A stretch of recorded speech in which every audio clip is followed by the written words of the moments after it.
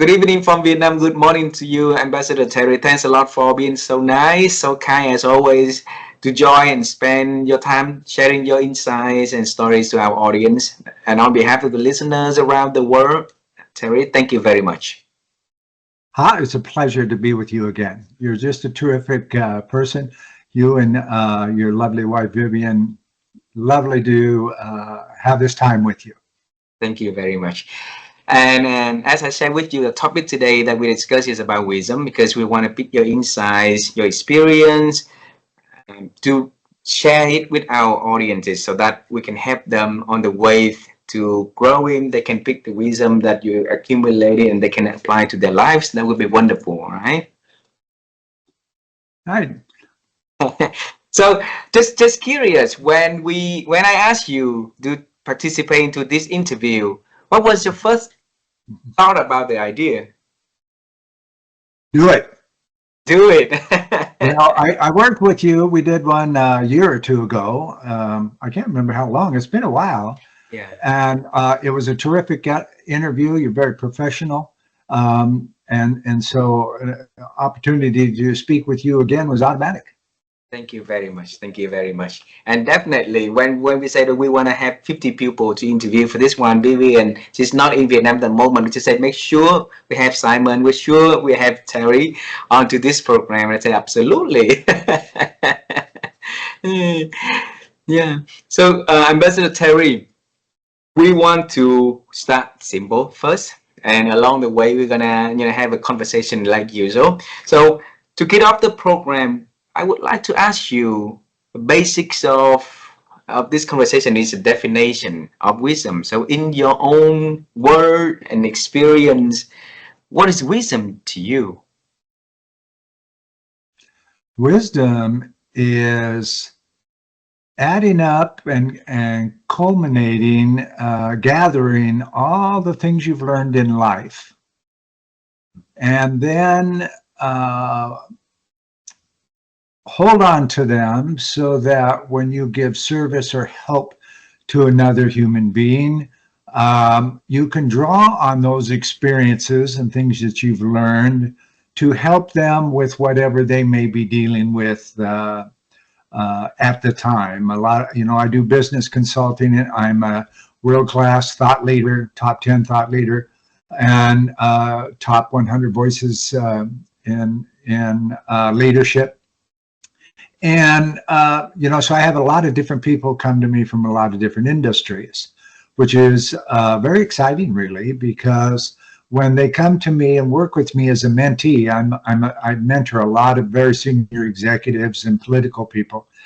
When they come to me, usually I don't have any experience in their industry, which is a strength. A lot of people think that's a weakness, but actually it's a strength, because now I can look from the outside in to their business and their industry from a customer's perspective, which is the opposite of what people on the inside, if you will, in the corporation that they're mentoring with or whatever, can help you with the corporation, but they may not be able to help you with other things.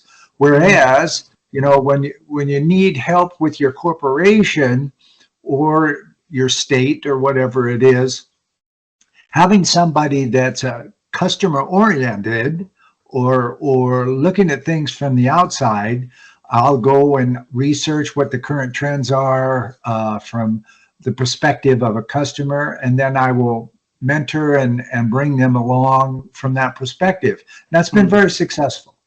Wow. Well, so now you have an eyes up an outsider, because the one who inside has been so busy with the day-to-day operation, they're not able to open and see the different aspect out there, right? Yeah. So I note down in here is important is the process of gathering information throughout your life, right? And being able to hold on to it a little bit. So when people and other people out there need help, then it's the time for you to draw the experience and draw those insights out to help the people to achieve what they want. So am I interpret it correctly from your own definition of wisdom? Yeah, wisdom, having knowledge is one thing. Having wisdom is really quite something else.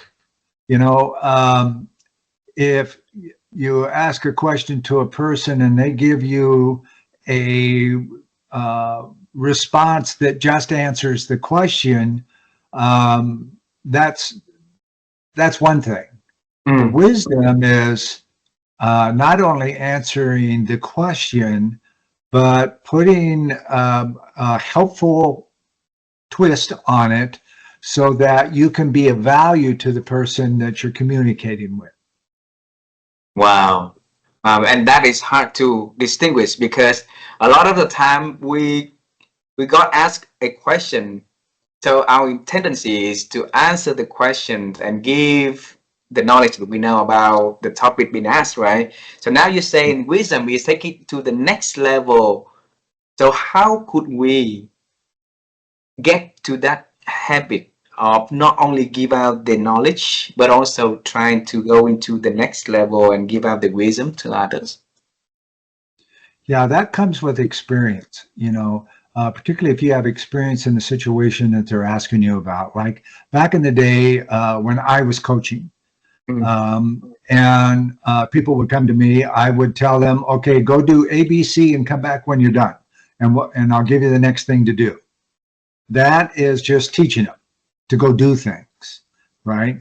Now, as a mentor with wisdom, it's okay, you have a great idea there. What's the background? Give me some thoughts of what you're thinking inside of yourself that you think it is necessary or profitable or whatever that happens to be for you to do that. And, you know, is it possible for you to do that? Okay. What is going on in the industry for which you are thinking about working in that brings you to the idea that you can be successful there, right? Well, when we do things, we don't do them to do them normally. We do them to be successful at it. We love to be loved by people, and so a mentor will advise you on things to think about and draw an agreement that that my client will go out and not only do ABC, but before they start A, they might want to look at the industry from the customer's point of view. Is it still going? Does it have a future? Or are you creating something that's brand new? And which is very exciting. And I can reflect back on my experiences of starting my various businesses. I've created and sold one, and I've created a number of them in the past. And we have, as you know, we have a global company now. And so that wisdom is the diamonds in the rough for the client. Diamond in the rough for the clients, right? Yes. So in your life, you met a lot of people, amazing people. You definitely met a lot of diamonds in the rough, right? So what do they have in common? They're very genuine. They're Genuine. authentic. They have a desire to not only be successful, but what they do helps people. Okay. I don't affiliate with people that are building products or services or chemicals or anything like that that hurt people. I won't work with them. As you may remember, I wrote a book, Profiling for Profit, What Crossed Arms Don't Tell You. That's how to profile a person in front of you on screen or in person. Are they genuine? Can they be trusted? And do they understand the message that you're giving them? Okay, in real time. And that has been very, very beneficial, because when I have the initial conversation, with a person on a lot of most all the time now it's on Zoom. Mm. And I can weigh in on whether or not I want to work with this person, and can they work with me? It's got to be a Ah, two-way street. And wow. mentoring normally does not have a defined timeline. Although I tell clients, if you want to work with me, it's here's basically what we do, and we can modify it accordingly. But I want you to give me a verbal agreement that you're going to stay with me for 3 months. And at the end of 3 months, we'll have a conversation whether or not you want to continue. If you want to continue, there's no contracts, no ending, nothing. You just stop when you want to stop. Okay. Mm. And that's got to be by both of us. I might not want to work with them after 3 months, and vice versa. So 3 months is 1 month to court and have our relationship building. The next month is to get some ideas rolling from the client, and the third month, what are you doing with it, right? Is what I'm teaching them and advising them on getting in there and doing something positive. Sometimes it's not. And even though they want to continue to work with me, I say, I've been thinking about somebody you probably ought to work with instead. Mm. Right? Because our relationship's not working. Yeah. And, Yes, go ahead. You were saying something. well, and I don't want them to feel months down the road that I'm taking their money every month Yeah.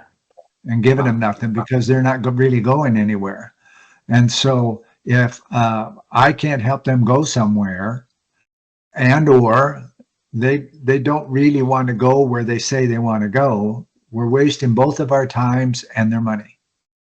So, I'm at a place, my wife and I are at a place now financially where we don't have to make the money. It's not about the money. It's about helping people and enjoying it.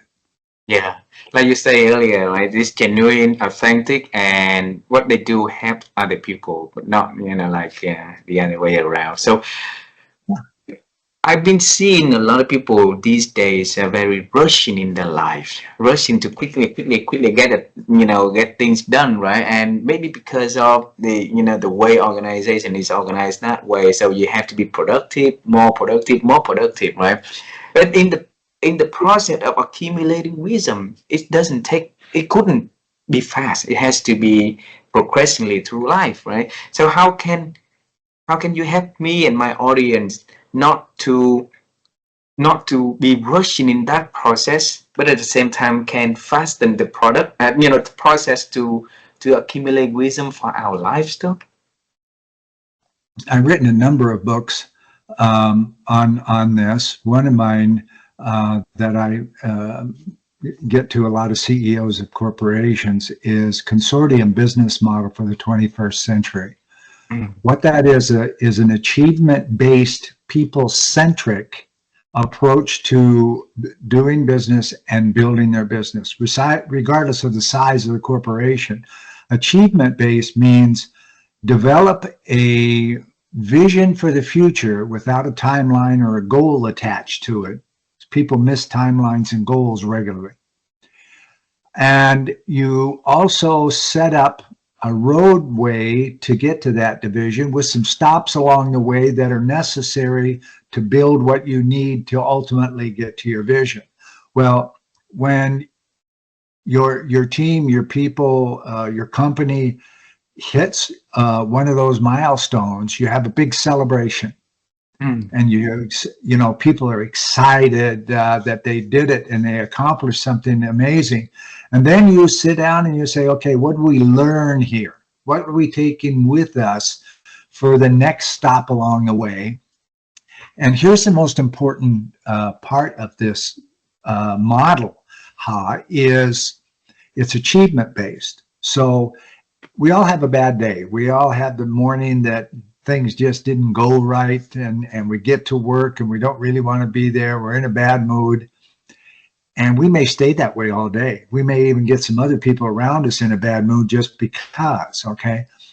But when you change that, when everybody in the room is achieving regularly, here's what happens. You have a better, more charged up employee every day. They can't wait to get to work and do what they're doing because it's so exciting.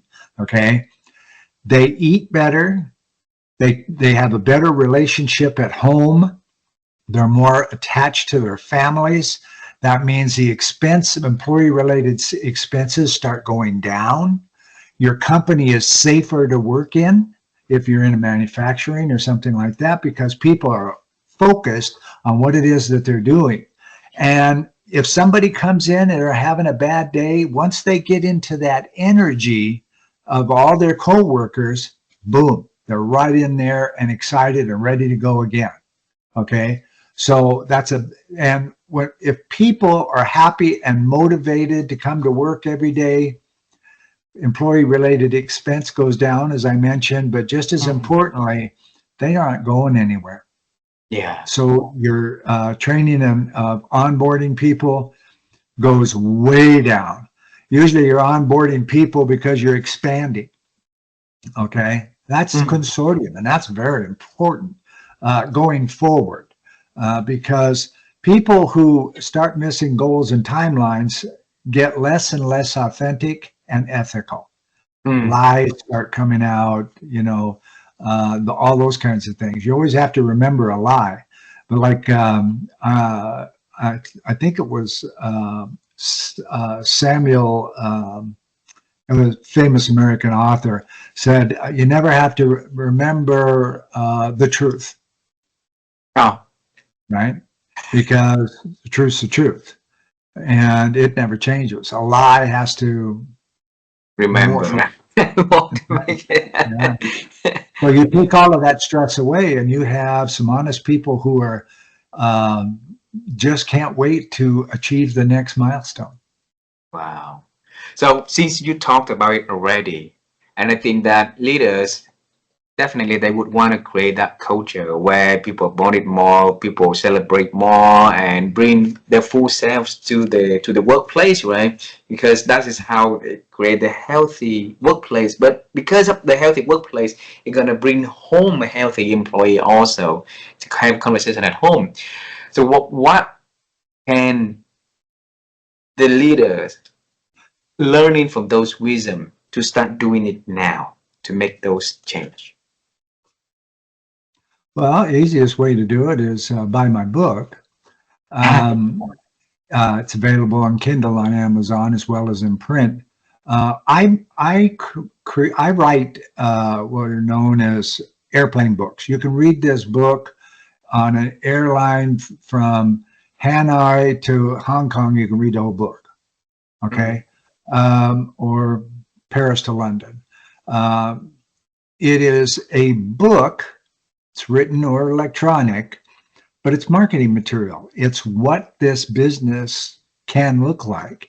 And because it is not formulated around a particular size of a company, it can be a single person up to Bank of America, one of the largest banks in the world, with 400, 500,000 people working for them. Same concept, right?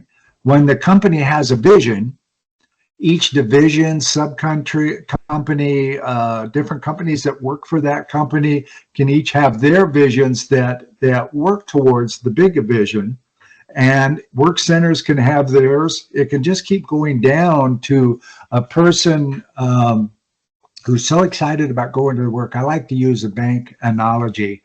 In banks, small branches, you can drive up and make deposits and do those kinds of things. That person is pretty well down on the levels of work, but that person is thinking all the time.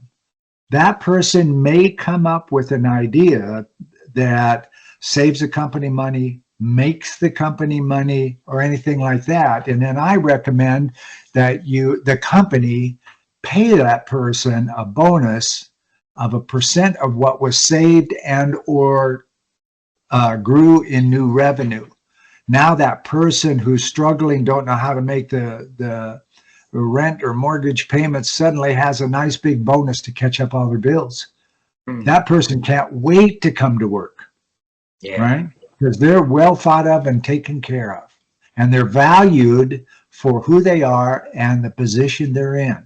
Because really the difference between the CEO of Bank of America, we'll use this, and that bank teller at a small little branch in Philadelphia, the only difference between those two is they do different jobs. And because the jobs they are doing pays this much, that's how much they make. They change jobs, that's how much they make. That's, that's the motivation. It's not this great king or queen at the top of the ladder and I am nobody. That is limiting beliefs, and that won't get you anywhere.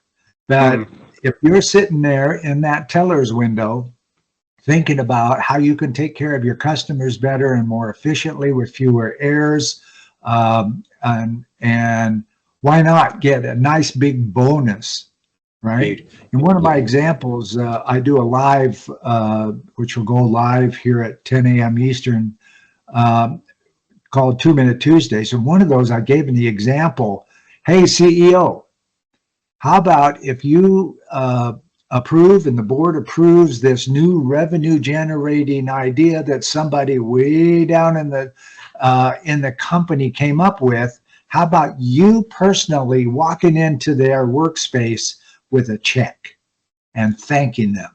How powerful is that? Everybody around them sees the person walking in and shaking the hand of that person who created something that contributes to not only their customers but their company. That's powerful. You can't buy that. Yeah, it's very powerful. And then one thing like that, it will lead into a whole wave of change across all branches, all departments, right? Because people now see that their voice are heard, and then they start to think and look at the ideas generating from that. If an organization can accumulate those ideas and bring up the best out of that, that's wisdom right there. Right, that's wisdom right there into the day-to-day operation. Instead of spend a lot of money hiring a consulting company out there just to come in and do it restructuring and stuff like that, I think from within we have so many talents within already to that missingly used. Yeah, Absolutely on point. yeah. So go back to the note I put in here. Knowledge is not wisdom, but it looks like that in order for us to gain our wisdom, we have to first at least have some baseline of knowledge, right? And from there, it's growth from there. So how could you really open the reservoir for you to learn in different industry, different people, different kind of jobs, so that you can accumulate those kind of knowledge along the way for you up until this point, Ambassador Terry? Back in 1400s England, a very learned man, that's what they called smart people in those days, a learned man named Samuel Johnson. I read this quote in the very first professional manual I had back when I was a young man in the United States Navy. Knowledge is of two kinds: that what we possess and whereupon to find it. Okay? So if you don't possess all the experience necessary in an industry, you can certainly read about it. There isn't anything in the world really right now that a person cannot find information about. Okay. The history of it, all the way to modern day, new changes and updates and those kinds of things. Knowledge is power. And the quality of the mentoring or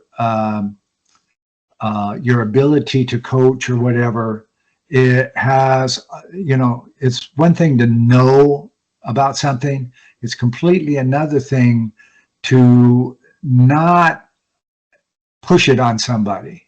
Do this, do that, do this, do that. Don't worry about it. I'm the boss. Do this, do that. But rather do it from a wisdom point of view, like, well, people, we're not really progressing as quickly as we can. Let's all get together and figure out what we can do together to be better and to get ourselves back on track. We've got to, we have shareholders and stakeholders that depend on us as well as our families. Okay. Mm. So let's get together. Let's get and see what we can do. That's a mentor. That's coming from wisdom. Mm. So you mentioned the word quality in here. So quality of knowledge, quality of information is important, but in this world, we have a paradox of choice, right? So much information available, and filtering those that important at the quality to put into our system is taking really exhausting our mental mental energy. So how could you personally, for Ambassador Terry, to filter the information to put into your knowledge base? What did you do?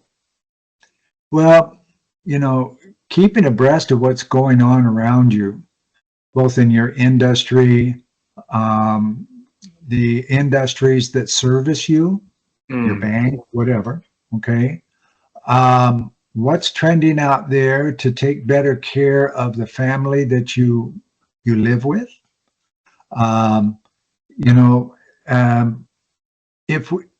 If you spend time on yourself, I often say, love yourself first, because you can't give what you don't have. All right. And if those of you who are listening in wonder how that works, just ask somebody that's been married 3 or 4 times or have been through a lot of relationships, a lot of jobs. There's something wrong there. Okay. With the exception of people like me, I like going into new jobs and new industries. Okay. I'm not a good employee. I don't want to go in there and nest egg. I want to go in there and get something done. And when it's time for me to do something else, I'll go do that. So running a consulting and professional service and strategy company is perfect for me, but that's me. Okay. That way I can give my 100% to my client at the time they need it. And then it's time to move on. Wow. I want to bring you to when you were really, really, really young, maybe just a little kid, Ambassador Terry. So when you were little, what was your dream about the works you are going to do when you're grown up? I was going to be a doctor. You're going to be a doctor. When I was 8 years old, I lived in a small town, and there was a very small library. I decided I was going to be a doctor. And so I went over to the library and I found a medical book and I started to read it. 8 years old. That medical book was way above my ability to understand it. So I moved myself over to the library's big, thick dictionary, and whenever I hit a word I didn't know, I'd look it up. And then I'd keep reading. I'd look it up. It took me a long time to read that book, but I finished it. And I learned a lot about life. I didn't need the birds and the bees speech from the dad. I could explain it better to him than he could me. And I stayed with the idea that I was going to be a medical doctor until probably 13 or 14, when girls became part of my life more so than a career or anything like that. I'd rather chase girls than not. But since I was in middle school until high school graduation, I changed what I wanted to be 3 or 4 times, and without regret. I just don't want to be a medical doctor anymore. I want to be somebody who studies the oceans. That was when I graduated. I wanted to be an oceanography person. Well, I had no opportunity to go to college. So I joined the U.S. Navy, with the idea that I would stay in it until I could retire, and then I would use the benefits of that retirement to go and go to college along the way, so that I could become what I was wanting to become. Mm. Well, I was doing exactly that. I was taking the classes that everybody has to take to get their 4-year degree. Mm. When a friend of mine at my duty station said, "Wow, you ought to come over and take some of these marketing classes. This woman who's teaching that is gorgeous, and she's a lot of fun." And I go, "I'm married." And he goes, "So what? So am I. I'm not going to date her, but she's a lot of fun." I said, "Okay, I'll take one of the classes." Well, I did. It was a marketing class, and I got hooked immediately. Mm. And I pretty well stayed a marketer ever since. And that came from an outside influence. It wasn't me figuring out the next thing I was going to do. I was going to be an oceanographer. Not anymore. No. And I've never regretted that. Like I said, I've built multiple companies. I built one and sold one once, and my company right now is global. So what I tell younger people is don't key in on one thing. Allow yourself to just move along with the times. The average person who is married, certainly in this century, is a person that is not going to start and end with the same company. Not going to happen. Yep. Okay. So have that in mind, that you're not going to be there forever. Yeah. And the company knows you're not going to be there forever. So how can you best serve each other while you're there? Yeah. That's key. That makes you a happier person. It gives you a better reputation in the business, and a really high quality recruit for somebody to come and get you when they see how good you are. Okay. So that would be the coolest thing that has happened to me, is you can change your mind anytime. There's no good choices or no bad choices. There's simply choices. And we can always change our choice as we find out more information that we didn't know when we made the original choice. The way I see it, Ambassador Terry, at 8 years old, you wanted to become a doctor. And throughout your career life, now you are a doctor in just a different way. So you have been, the doctor keep people in good shape, right? Like physical shape. You're keeping people in a good mental and and emotional shape. So it's a different kind of doctors. So like a full circle. Yeah, I just don't have the piece of paper it says doctor, but I've got the experience and the knowledge, that's for sure. And that's leading me to the question about the repetitive behavior cellular regression. So was that some part related to the thing that you read at 8 years old, or how did you come to that RBC model? It's kind of funny. I was in high school. We moved around a lot. I went to 7 different high schools before I graduated. We moved around a lot. My father was in construction. And so I needed one more class at this high school that I was at, and there was not a study hall available. I already had one study hall. And the only one class that was left was psychology. So I took it. And the teacher was very boring and dry, but the suggested reading list, kind of drew it to me. So I did a lot of reading in those books with the idea that I wasn't going to be a psychologist or a psychiatrist or anything like that. I'm just going to get through the class.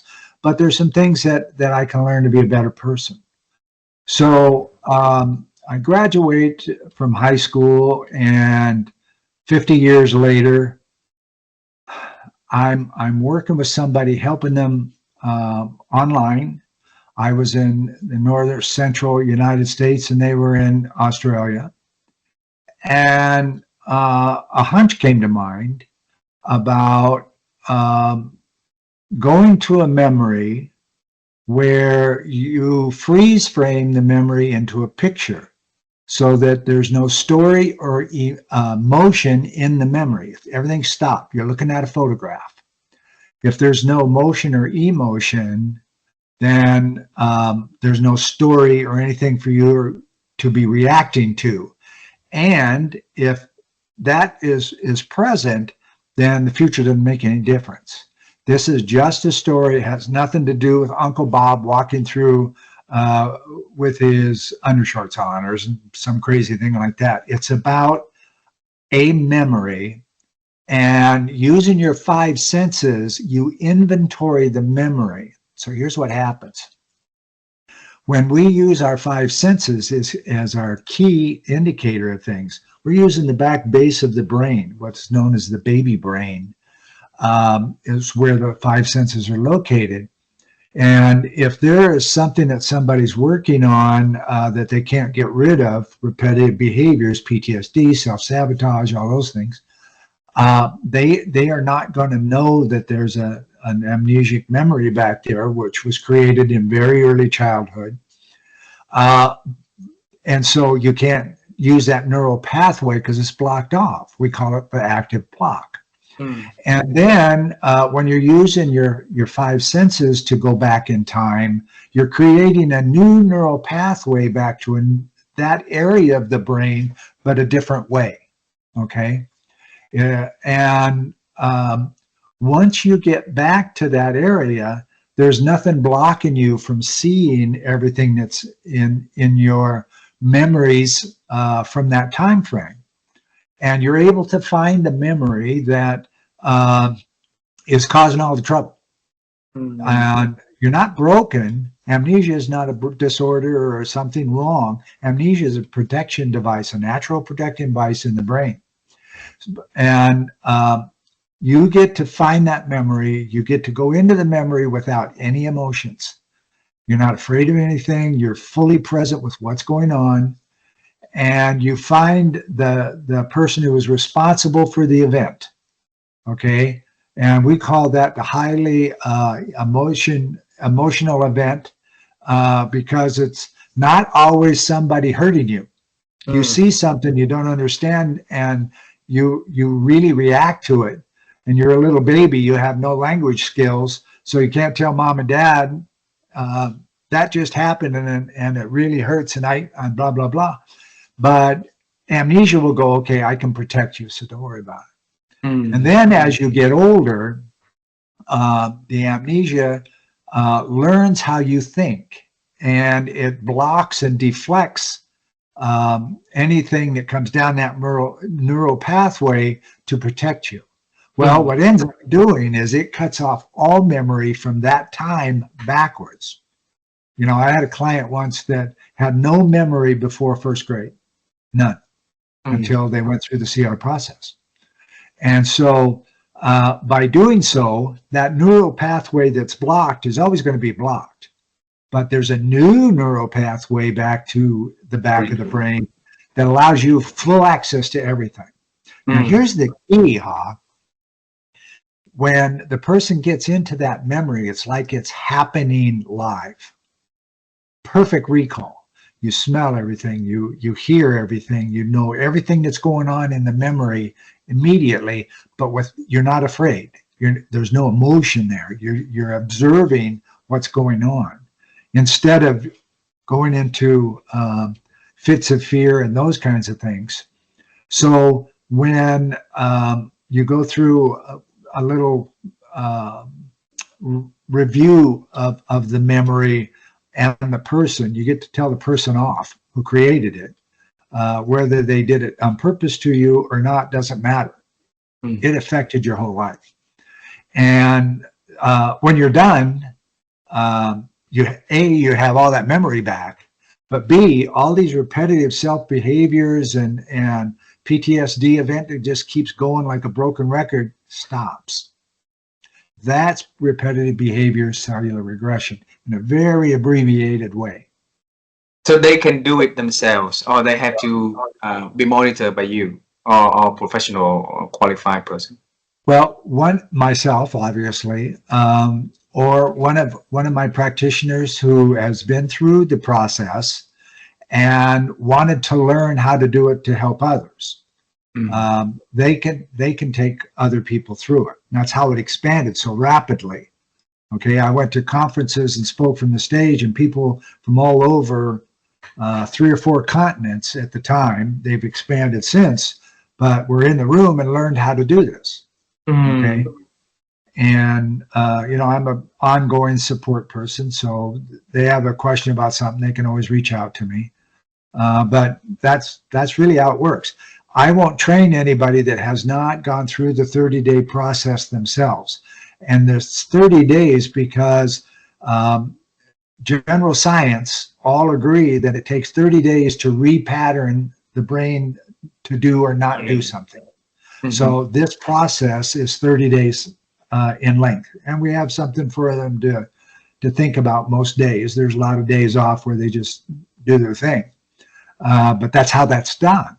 And so that's what we call RBCR, trademarked here in the United States, and how it works. You don't have to be a mental services trained person or licensed or anything like that. No counseling, no therapist or anything like that, although we have some. We have a couple of psychologists that do this work. Because anybody, you can learn it, anybody can learn it, it has expandability very nicely.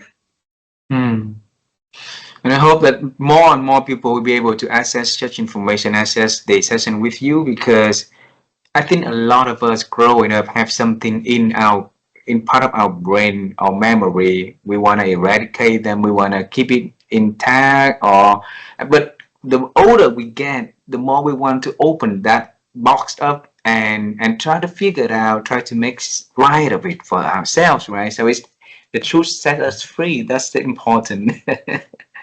Yeah. Now, if you can be anything, be kind, but don't take any grief off of anybody, right? Be yourself.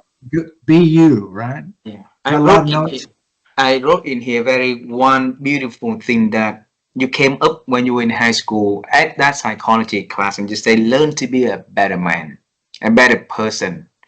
All right? Yes.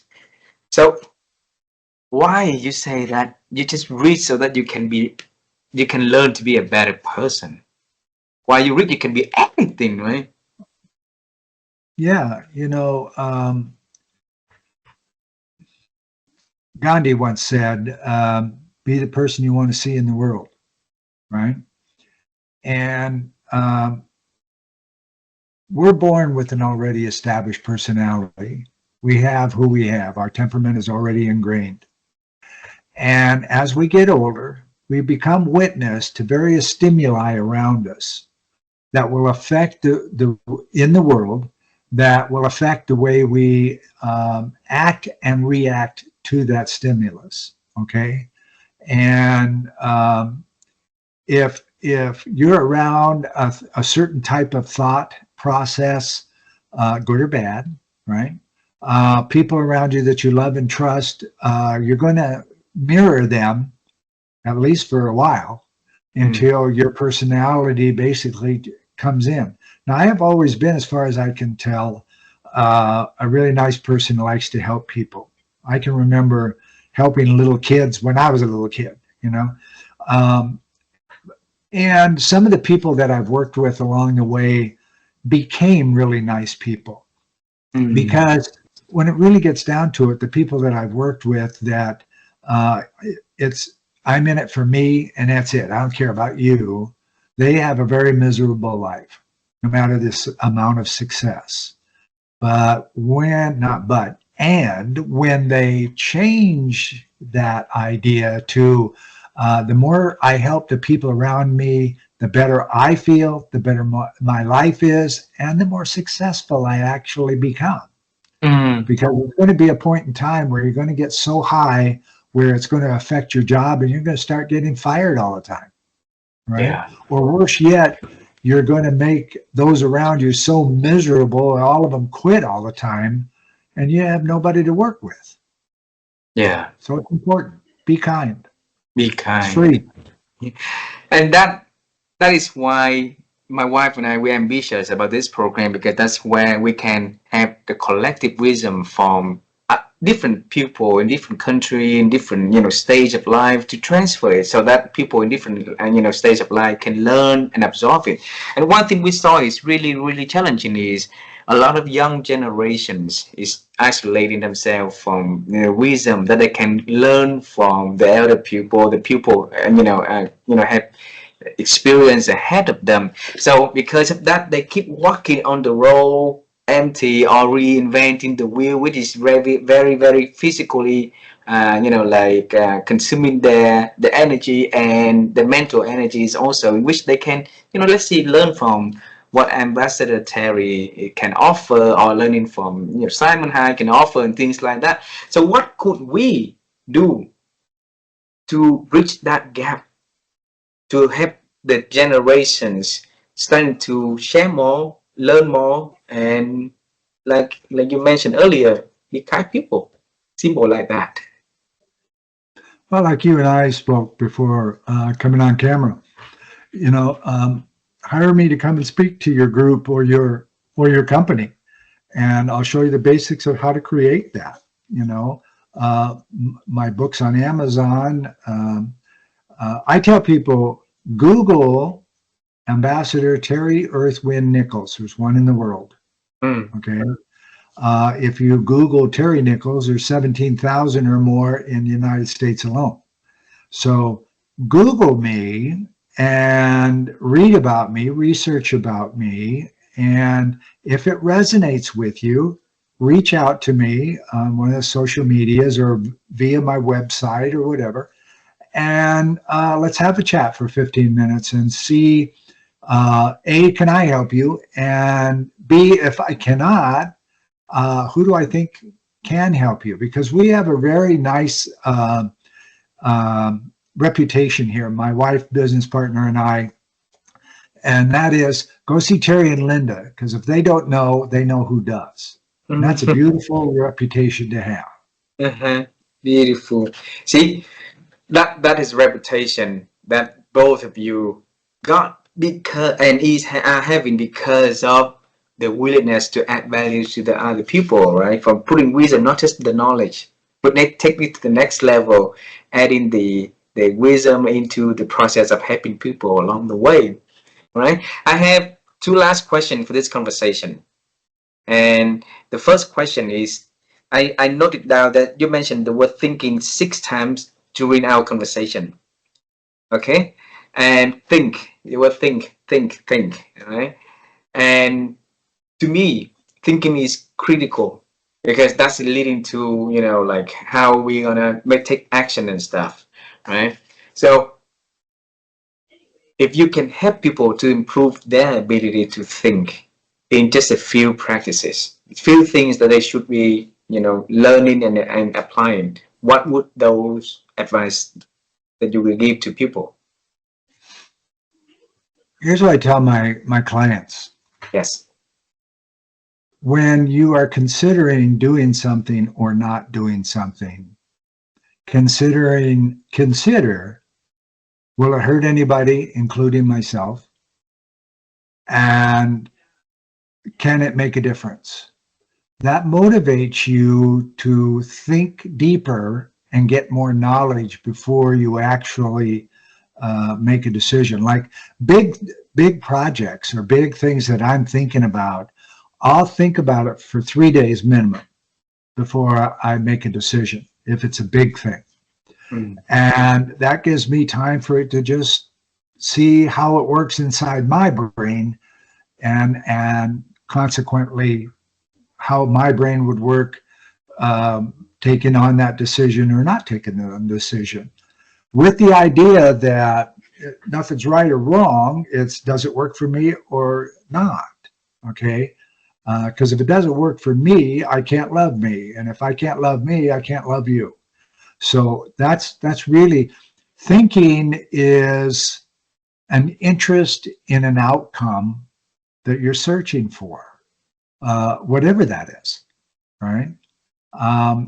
The more that you read and learn about things in the world that are not really directly about you or your world around you, the better your understanding of the world and your ability to think becomes a lot clearer. Mm, beautiful, beautiful. I say I have two last questions, but I would like to add one more in here. All right, so it make it the last two. Sorry. So we talk a lot about what to do in order for us to have wisdom, but I forgot to ask what not to do because it's critically important too. So, in your opinion, what shouldn't we do so that we can continue to be wiser with time? That's actually a very good question, Hop. And that is,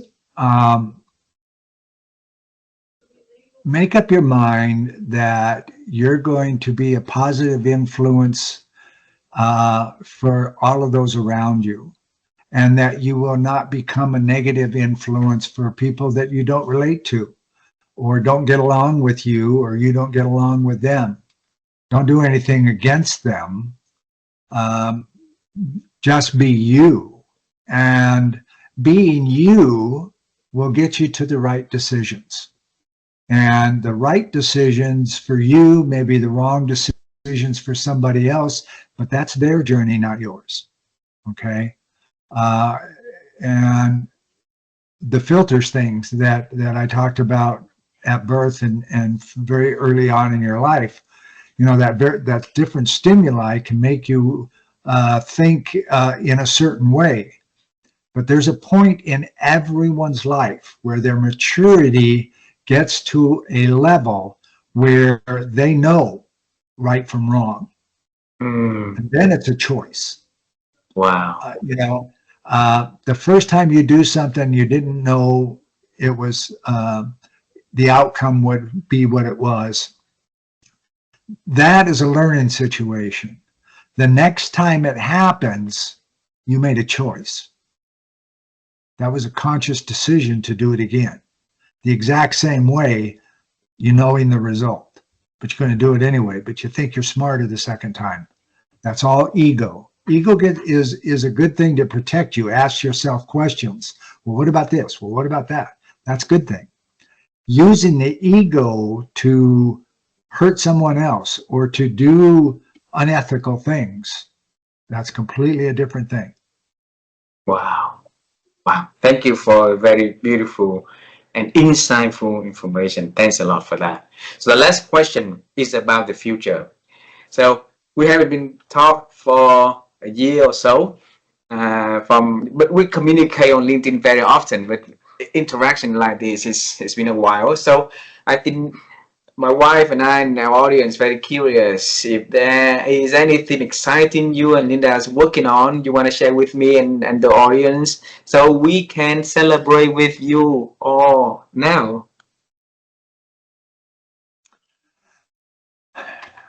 Um, I'm just continuing on. I took the summer off from all of my broadcasts on social media.